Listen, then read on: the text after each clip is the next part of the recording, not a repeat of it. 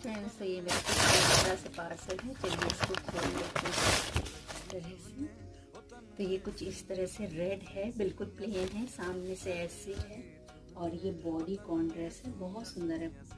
तो ये पीछे से ऐसी है, सामने से ऐसी है, फुल बॉडी कॉन ड्रेस है, बहुत सुंदर है। एडजस्टेबल स्ट्रैप्स हैं, इसके नूडलेस स्ट्रैप है, सिंथेटिक फैब्रिक है लेकिन क्वालिटी अच्छी है।